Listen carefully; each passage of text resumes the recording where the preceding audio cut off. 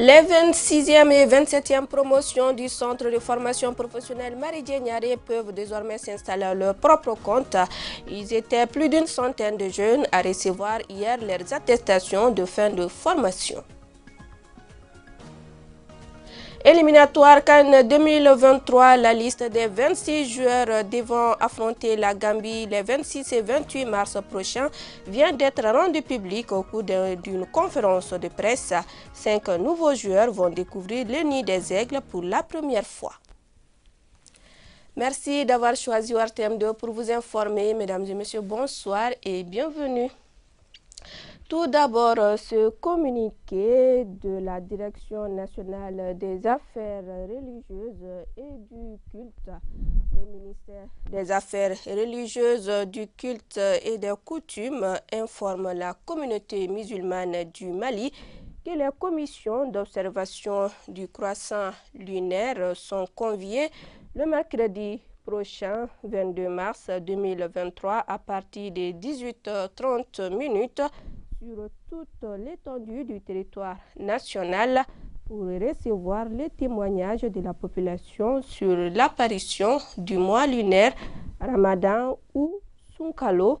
À cet effet, il est demandé à tous les fidèles musulmans qui apercevraient le croissant lunaire le mercredi soir de bien vouloir en informer leur imam, leur maire, leur sous-préfet ou leur préfet afin que l'information puisse remonter à la Commission nationale à temps. Le ministère sait compter sur la bonne compréhension de tous. Sortie des 26e et 27e promotions du Centre de formation professionnelle Marie Dieng, c'était hier au Centre international de conférences de Bamako. Ils étaient plus d'une centaine de jeunes à recevoir leurs attestations de fin de formation, attestations qui leur donnent le privilège de s'installer à leur propre compte. Lala Diahara Touré. Il est parmi les premiers centres de formation professionnelle au Mali et a à son actif plus de 2000 élèves formés en coupe, couture et coiffure. Il s'agit du centre Marie Dieng créé en 1992.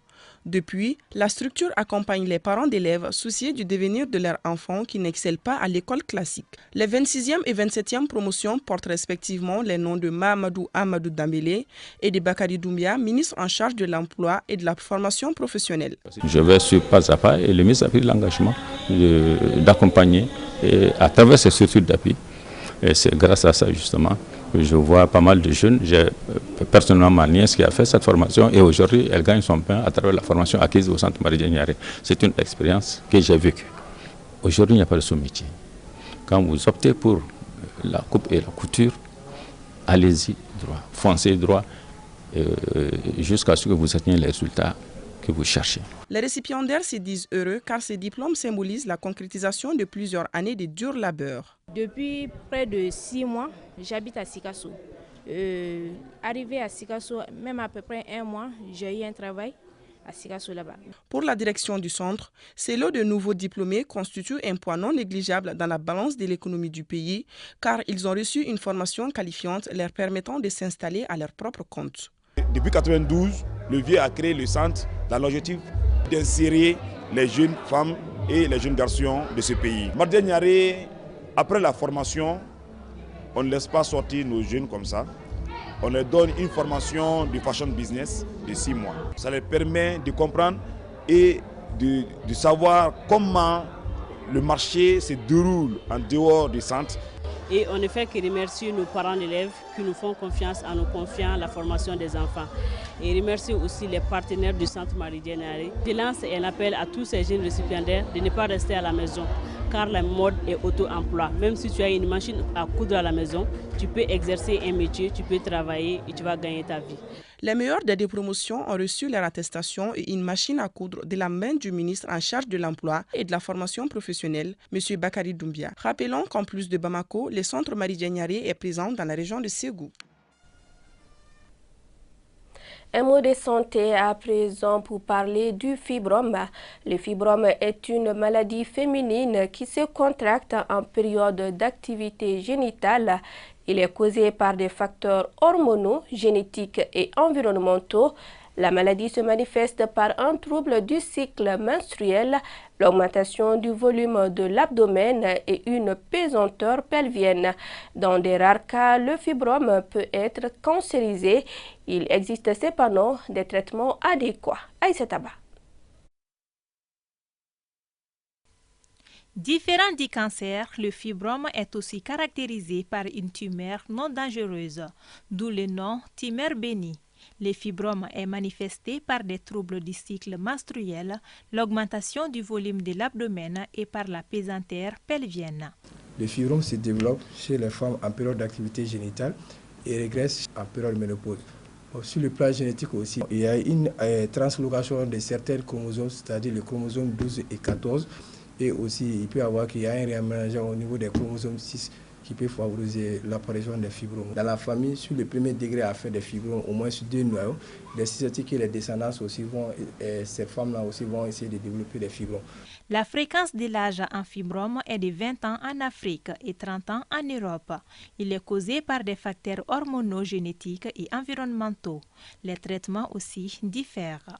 Le premier traitement, des fois, il peut y avoir qu'on fait une abstention thérapeutique, c'est-à-dire on ne fait rien. On laisse la patiente parce que le fibrome n'est pas volumineux et ça ne dérange pas. Aussi, on est appelé à faire un traitement médical, c'est-à-dire essayer vraiment avec les agonistes ou les antagonistes de la GnRH qui vont diminuer le volume des fibromes. Et ce traitement, on peut l'utiliser en préopératoire. Avant d'opérer la patiente, on peut utiliser ce genre de médicaments. Le traitement chirurgical, soit on fait la myomectomie, enlever les fibromes, ou bien soit on fait l'hystérectomie, c'est-à-dire enlever complètement l'utérus pour qu'il n'y ait plus de fibromes. Mais ces genres d'interventions sont proposées à des patients qui sont en période périménopausique, c'est-à-dire aux alentours de la période ménopausique. La tumeur bénie peut se cancériser, mais très rarement. Ce genre de cas, on appelle ça les léomyosarcomes. C'est une complication qui est très très rare, mais c'est possible. C'est une complication vraiment hypothétique pour la vie de la patiente. Le fibrome est plus fréquent chez les femmes de race noire que chez les autres races. Au dire des spécialistes, un utérus qui ne fait pas de grossesse fera des fibromes. À présent, le point Covid de ce 17 mars 2023. Sur 183 tests réalisés, 3 cas positifs, 3 guéris, 0 décès et 16 personnes sont sous traitement. Pour vous protéger et protéger les autres, suivez les mesures de prévention et faites-vous vacciner. Un mot de sport à présent, ça y est, ils sont désormais connus, les joueurs retenus pour affronter la Gambie les 24 et 28 mars prochains. C'est au compte des 3e et 4e journées des éliminatoires de la CAN Côte d'Ivoire 2023. Une liste de 26 joueurs a été communiquée à la presse ce vendredi par les sélectionneurs national des Aigles. C'était au cours d'une conférence de presse au siège de la Fédération malienne de football. Pour ce rassemblement des Aigles qui commence ce lundi, Eric Sekouchel a fait appel à 5 nouveaux joueurs qui vont découvrir le nid des Aigles. Fotigui Tunkara. La double confrontation Mali-Gambie et Gambie-Mali des 24 et 28 en cours, comptant pour les 3e et 4e journées des éliminatoires de la CAN Côte d'Ivoire 2023, est entrée définitivement dans sa phase active. Après plusieurs semaines de réflexion poussée sur les tenants et les aboutissants, le sélectionneur national des Aigles du Mali a publié ce vendredi une liste de 26 joueurs. Dans cette projection diapo, une prouesse technologique de la commission média de la FEMA Foot, on constate que le coach Eric Sekouchel a visiblement mis l'accent sur l'équilibre du groupe avec 3 gardiens de but, 8 défenseurs, 8 milieux de terrain et 7 avant-centres. J'aime bien doubler les postes. Donc 4 défenseurs, c'est vrai que j'aime bien en avoir 8. Voilà, parce qu'on ne sait jamais s'il y a des blessés dans les groupes ou s'il y a des suspendus. Voilà, en général, j'aime bien doubler les postes. L'idée, c'est toujours d'avoir un groupe équilibré et qui me laisse la possibilité de jouer dans plusieurs systèmes. Avec un groupe majoritairement composé d'anciens, le sélectionneur a apparemment opté pour la continuité. On note cependant la présence de 5 nouveaux joueurs qui vont honorer leur première sélection avec les Aigles. Ils sont dans le groupe parce qu'ils le méritent, ils sont dans le groupe parce qu'ils ont des performances qui sont intéressantes, qui permettent de nous projeter sur l'avenir. C'est ça le football, on est préparé à à attendre un moment une chance qui va arriver. Ben, aujourd'hui, ils ont cette chance, ils ont cette possibilité de défendre les couleurs du Mali. Donc je pense qu'ils vont venir avec beaucoup d'envie et d'ambition et de motivation. Parlant des absents, les questions de certains confrères ont eu trait au cas d'Abdullah Doucouré d'Everton, ménagé par les coachs, d'Ibrahim Sissoko de Sochaux et bien d'autres pépites, comme Moïse John Saïd du FC Annecy, qui conduisent les sélectionneurs Eric Segouchel. Ceux qui ne veulent pas venir, j'ai été très clair, j'ai dit que c'était un choix de leur part. Voilà, ils avaient un autre projet en tête, donc il faut respecter ce choix et puis avancer. Il ne faut pas que je ferme totalement les portes, parce que le but du jeu, c'est que le Mali gagne. Donc peut-être un joueur qui ne veut pas venir aujourd'hui, peut-être voudra venir demain. Le regroupement des Aigles à Bamako commence lundi et se fera dans un hôtel La Place. Au sein de cette troisième journée, le Mali est en tête du groupe H avec 6 points, devant la Gambie et le Congo 3 points chacun et le Soudan du Sud avec 0 points. Promouvoir l'excellence en milieu scolaire à travers le football, c'est le thème de la 10e édition de la Coupe interlycée de la commune 6 du district de Bamako. Le lancement officiel a eu lieu au terrain de football du lycée Carlo en commune 6.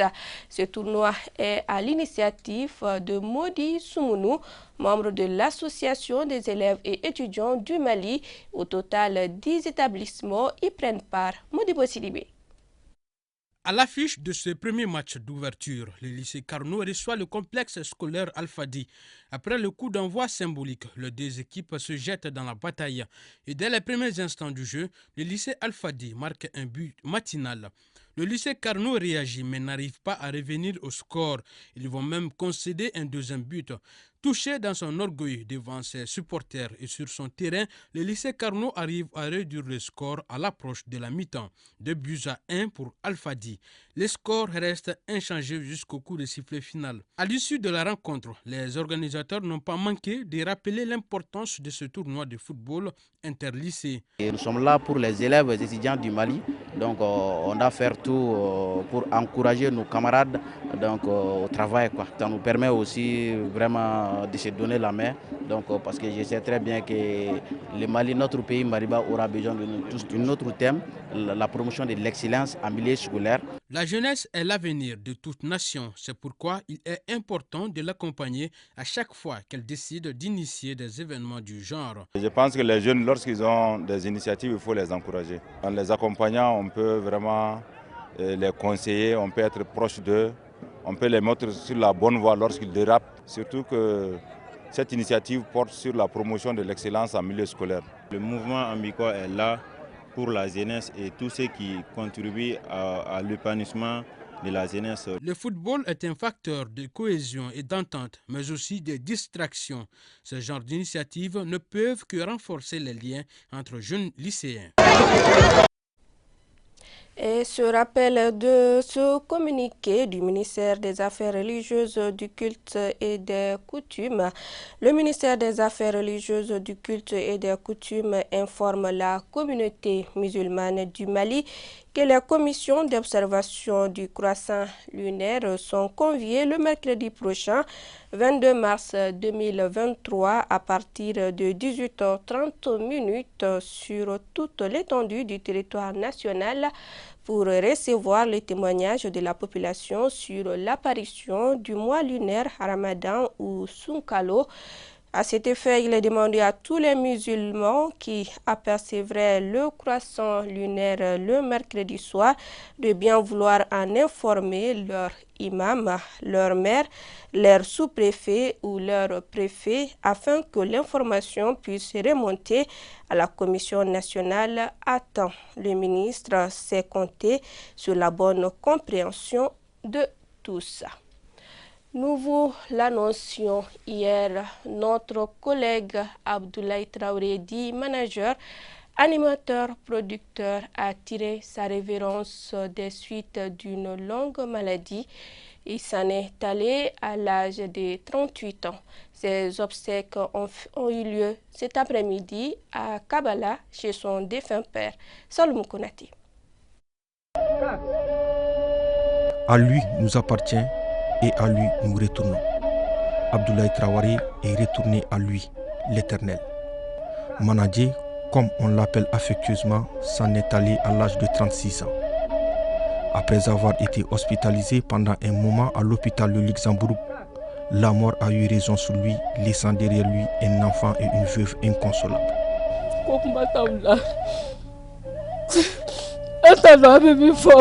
Abdoulaye est l'unique fils de notre papa.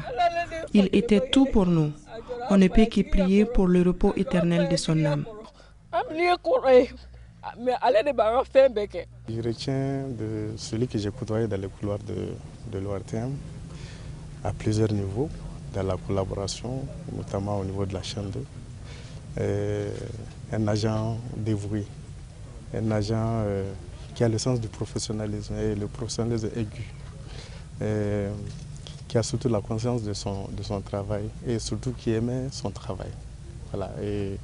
Et ça, à prime abord, c'est ce que l'on remarquait.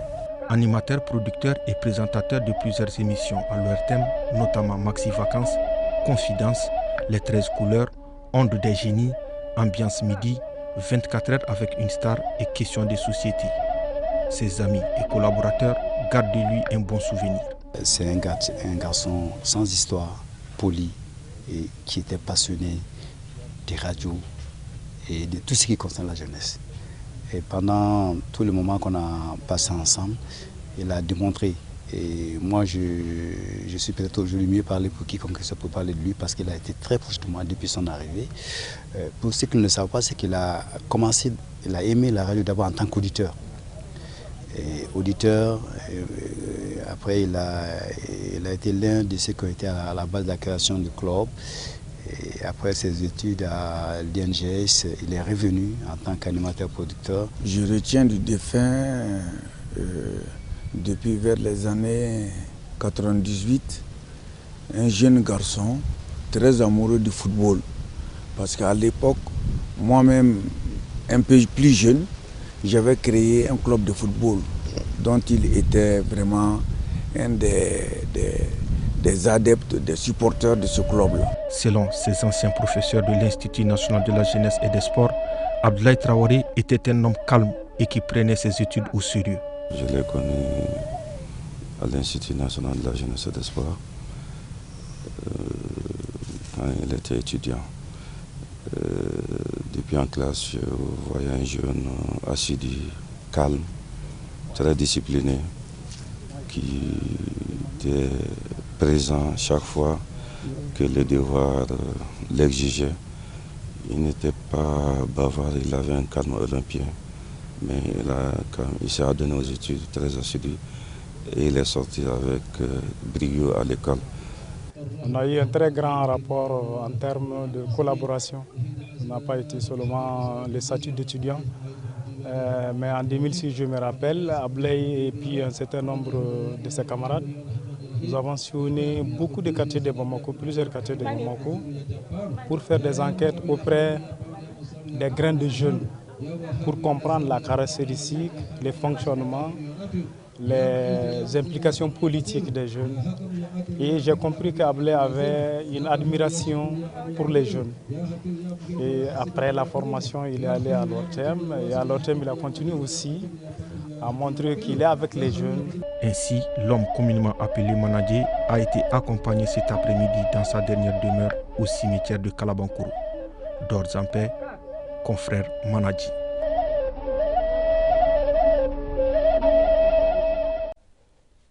Ainsi va la vie, que le bon Dieu l'accueille dans son paradis.